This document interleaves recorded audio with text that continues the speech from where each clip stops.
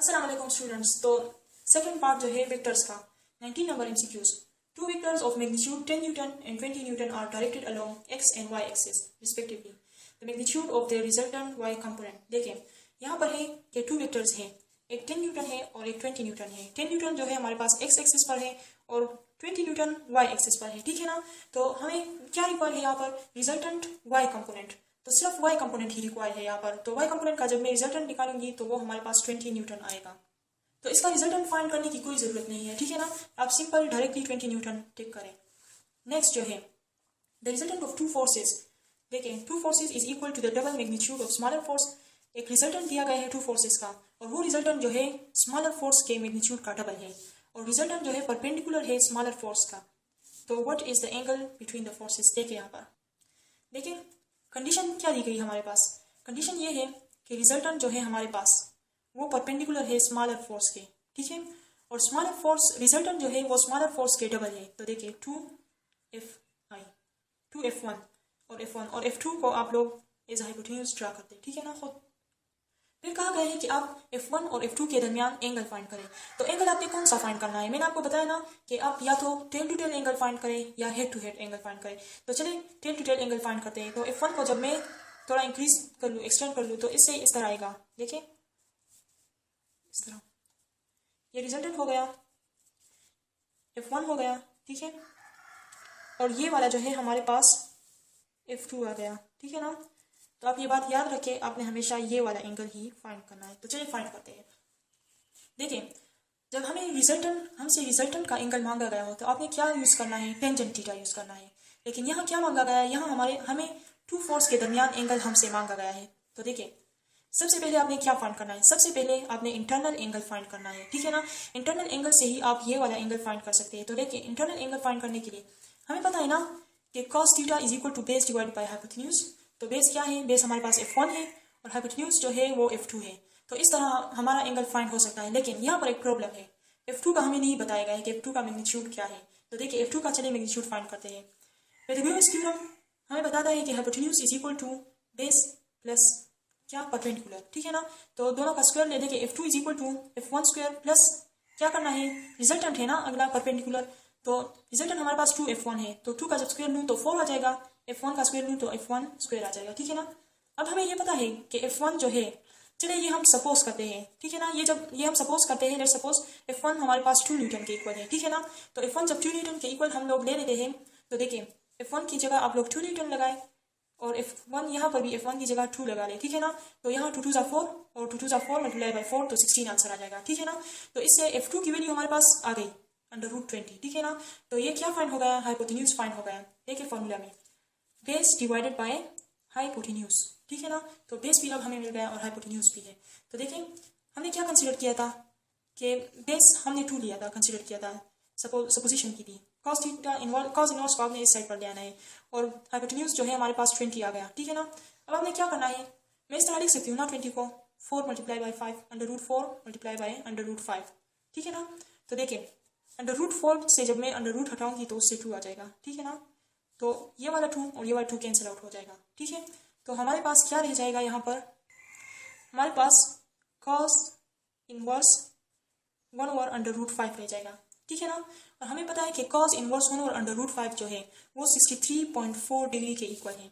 लेकिन यहाँ पर एक बात देखें, ये हमारे पास इंटरनल एंगल आ गया, ठीक है ना। इंटरनल एंगल हमने फाइंड किया cos थीटा के जरिए। तो देखिए अब हमें ये वाला एंगल रिक्वायर्ड है, ठीक है ना। ये हमने फाइंड करना है। तो ये किस तरह फाइंड करना है? देखिए फॉर एग्जाम्पल ये एक्स एक्सिस है, तो यहाँ से यहाँ पर यहाँ तक जो है, यहाँ से यहाँ तक 180 डिग्री है ना। तो जब हम ये इंटरनल एंगल 180 डिग्री से आपने क्या करना है? इंटरनल एंगल आपने माइनस करना है। तो हमारे पास 116.6 डिग्री आ जाएगा, ठीक है ना। तो आंसर क्या आएगा? Angle 116.6 degree. वैसे इसका लिंक मैं PDF में दे दूँगी, ठीक है ना, डिस्क्रिप्शन में। तो आप स्क्रीनशॉट लेने की जरूरत नहीं है, ठीक है। आप अपने साथ नोट करते हैं तो नोट कर ले। तो देखिए बुक में हमारे पास 116.6 डिग्री ऑप्शन नहीं है, ठीक है ना।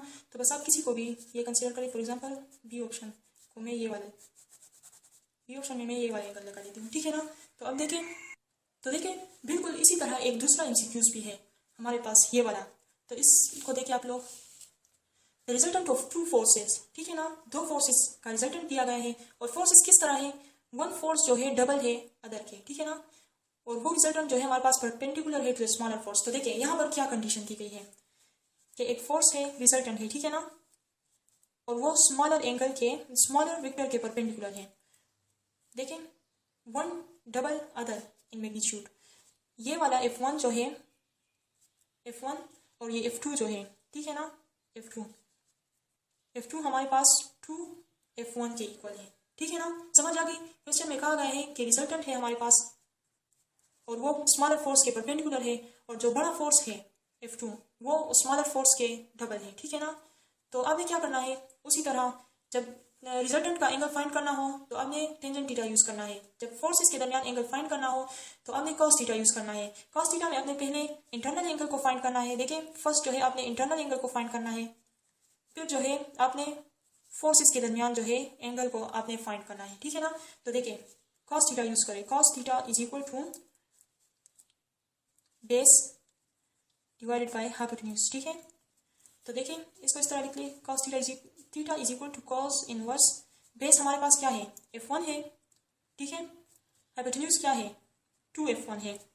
तो आप F1 और F1 को जब आप काट देते हैं तो देखें कॉस इनवर्स 1/2 किस चीज़ के इक्वल है हमारे पास, ये हमारे पास 120 डिग्री के इक्वल है।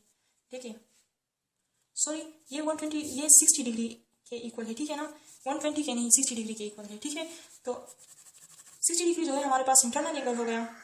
अब फोर्स आपने किस तरह फाइंड करना है, लेट सपोज ये F2 हो गया और ये F1 हो गया, ठीक है ना, F1 और ये F2 हो गया, ये वाला एंगल आपने फाइंड करना है। तो आप क्या करें 180 डिग्री से माइनस करें 60 को तो हमारे पास 120 डिग्री एंगल आ गया, ठीक है ना, 120 डिग्री एंगल आ गया, ठीक है ना, आंसर ये आ जाएगा। तो देखिए ये दोनों एमसीक्यूज बिल्कुल एक जैसे ही लगते हैं, यानी कंफ्यूजन इसमें होती है। बस आपने ये दिमाग में रखना है कि जब रिजल्टेंट डबल आ जाए तो एंगल ये आएगा, ये आप बस याद कर ले, ठीक है ना, बहुत इंपॉर्टेंट एमसीक्यूज है। जब फोर्स F2 जो डबल आ जाए तो एंगल हमारे पास 120 डिग्री आएगा, ठीक है। 21 जो है square of vector A is equal to, तो देखिए जब स्क्वायर लेते हैं एक वेक्टर का तो इसका आंसर 0 नहीं आ सकता, ठीक है, तो ये क्रॉस है। 2A भी नहीं आ सकता, फॉर एग्जाम्पल 3 का हम स्क्वायर ले तो इससे 9 आता है, लेकिन अगर 2A इस पर अप्लाई करें तो इससे 6 आता है, तो ये क्रॉस है, ठीक है ना। तो देखिए रहेगा C और B हमारे पास। तो फॉर एग्जाम्पल मैं वेक्टर A को 3 कंसिडर कर लेती हूँ, 3 स्क्वायर, ठीक है ना, 3 3 9 हमारे पास आता है, 3 मल्टीप्लाई बाय 3। तो देखिए मल्टीप्लिकेशन दो तरह की है, एक क्रॉस मल्टीप्लिकेशन है, तो क्रॉस मल्टीप्लिकेशन में देखिए A साइन थीटा, तो देखिए ये वेक्टर A है, अगर इसका मैं उसी तरह स्क्वायर ले लूँ तो डायरेक्शन तो उसका यानी एंगल जो है 0 डिग्री आएगा ना, तो हमारे पास A क्रॉस A से 0 वेक्टर आता है। A डॉट A जब मैं लूँ तो A कॉस थीटा, तो A स्क्वायर आ जाता है, theta is equal to 0 degree, तो इससे कॉस 0 इज इक्वल टू 1, तो हमारे पास A स्क्वायर आ जाता है। तो इसका मतलब है कि अगर हम वेक्टर को स्क्वायर लें तो वो इक्वल होता है A डॉट A के, ठीक है ना। देखिए फॉर एग्जाम्पल काइनेटिक एनर्जी है हमारे पास, ठीक है ना, 1/2 mv स्क्वायर, ठीक है ना। तो V हमारे पास किस तरह है V डॉट V, ठीक है ना, तो इसका भी स्क्वायर इस तरह लिया गया है। Next a vector perpendicular to a vector A is, तो देखिए परपेंडिकुलर वेक्टर के दो कंडीशन होते हैं हमारे पास, ठीक है ना, दो रूल है इसके। फॉर एग्जाम्पल I है 5i माइनस 2j है, इस 5 और 2 को मैं लेट सपोज कोएफिशिएंट कंसिडर करती हूँ, ठीक है ना। तो फर्स्ट रूल क्या अप्लाई करना है कि 2 को 5 की जगह ले आए, 5 को 2 की जगह ले आए, ठीक है ना, एक्सचेंज कर ले। फॉर एग्जाम्पल ये देखिए 2 को मैंने j से हटाकर i के साथ लाया, 5 को i से हटाकर j के साथ लाया, ठीक है ना, तो ये फर्स्ट हो गया। सेकंड क्या करना है, सेकंड रूल जो है आपने इन दोनों में से किसी एक का साइन आप चेंज कर ले। पहले जो है लेट सपोज मैं इसका साइन चेंज करती हूँ तो ये है, ठीक है ना। आपने ये दो रूल अप्लाई करना है, पहले कोएफिशिएंट को एक्सचेंज करना है, नंबर्स को एक्सचेंज करना है और फिर उनमें से किसी एक का साइन आप चेंज कर दे, ठीक है ना। तो देखिए इससे ये आ गया, तो वेक्टर परपेंडिकुलर वेक्टर ये भी आ सकता है, ठीक है ना। लेट सपोज मैं +2 का साइन चेंज कर दूँ, माइनस कर दूँ और वो वाला अपनी जगह पर आ गया, तो इसका परपेंडिकुलर वेक्टर ये भी हो सकता है, ठीक है ना। तो ऑप्शन में देखिए कौन सा है, तो ये A नंबर जो है हमारे पास परपेंडिकुलर वेक्टर है। और इसको आप कंपोनेंट मेथड के साथ जब आप डॉट मल्टीप्लिकेशन करते हैं ना तो इससे 0 आता है। फॉर एग्जाम्पल देखिए यहाँ पर 5i 2i, 5 2 = 10 और i जो है इससे 1 आ जाएगा 10। यहाँ पर देखिए 2 और 5, यहाँ पर माइनस है 2 5 10, तो -10, और जे के जब डॉट प्रोडक्ट होता है तो उससे 1 आता है। तो देखिए 10 - 10 0 आ गया ना, तो परपेंडिकुलर वेक्टर है। ये दूसरा जो है ये आप लोग खुद ट्राई कर ले, ठीक है ना।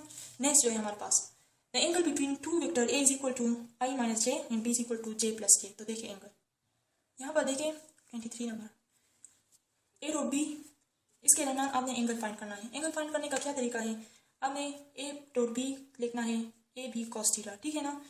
थीटा को आप यहाँ पर रहने दें इस साइड पर कॉस इनवर्स, और ये जो A magnitude of A magnitude of B है ये डिवीजन में लिख लें, ठीक है ना।